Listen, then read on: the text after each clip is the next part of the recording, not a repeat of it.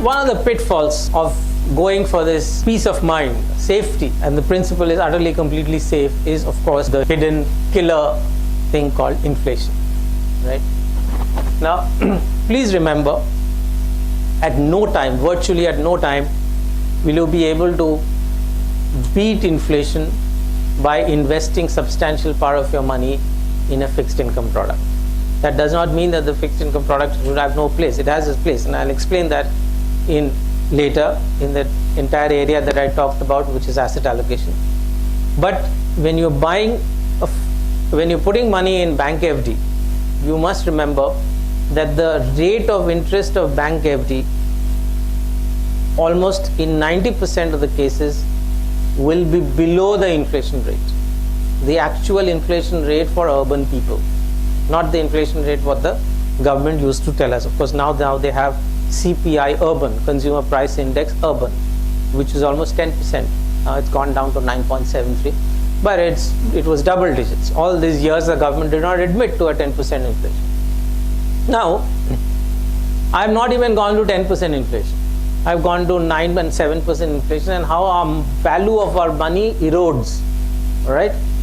So for instance, this is a 30-year period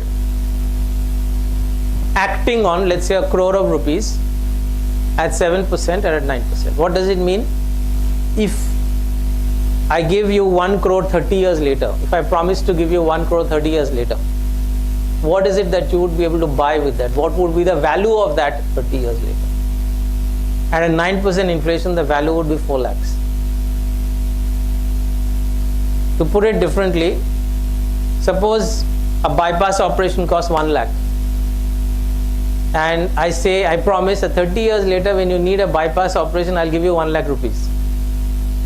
30 years later, I give you 1 lakh rupees, you will get 4,000 rupees out of that.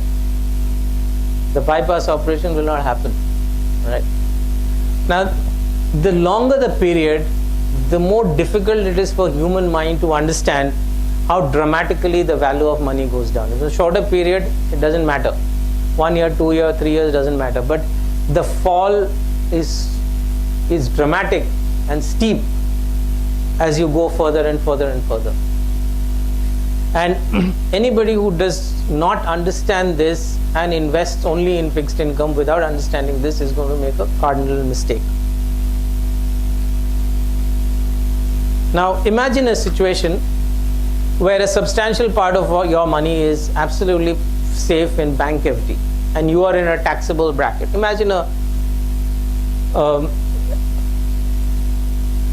somebody working in the IT sector with no knowledge or interest in finance, and none of them have knowledge or interest in finance. We know many of them.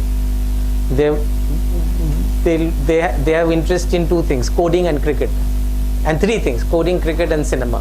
So 3 C's is what occupies them. So what they do, I mean, they have some amount of money going into their EMI, going into their home loans to pay their home loans, which is another problem, but that's for a different time. Large part of the money, unconsciously, without any planning, without any thought process, is lying in the bank. And then the bank relationship manager, if he's nice, he can tell you move it to FD. If he's not so nice, he'll say buy this insurance, and that money is gone down. Assuming that the money is in FD, safe, he's earning low returns. Why? Because he's in a fully taxable kind of a situation. So on a 9%, he pays 30% tax. His return is 6.75%, 6.7%. His inflation is 10%. So 6.7 and 10% every year, the value of his savings is eroding to the extent of 2.7% year after year after year. So low returns plus high inflation, it leads him to a situation he wanted to escape, which is capital loss. He didn't want to buy equity mutual funds, he didn't want to buy stocks, he didn't want to take any risk, and yet the inflation has brought a certain risk into his portfolio, which is disastrous. Now, why I said 30 years and why am I emphasizing all this long periods of time? Because thanks to advancement in healthcare and medicine and medical sciences, people are living longer and longer and longer. So the same gentleman, at the age of 58 or 60 or whatever, he'll retire. If he's highly skilled, he might be able to continue to earn, which is a boon. If he is in the government, now those who are retiring, they are in really the golden era of any time, because they have an inflation indexed pension, which is absolute. I mean, in terms of real value of money, post retirement, they earn crores of rupees if you really add up all of that. But most of us are not. Even those who are entering the government workforce now, their money will go into new pension system, and they're not going to earn the inflation index pension. So somebody from the private sector, he will live for another 25 years. Another 20 to 25 years he'll live very easily. Most of, look around, hardly anybody, and people are getting more health conscious, right? So on the one hand, the healthcare quality is increasing and people are getting health conscious. So he retires and all his money is in FD, and now he has no income. His only income is from that, and that money has not grown. Whereas costs have relentlessly grown, not only over the past 30 years, but are going to grow at an even greater pace over the next 25 years. So for almost 30-40 years of his life, he is really hit hard by inflation, and unless he has that much more wealth, so it does not matter.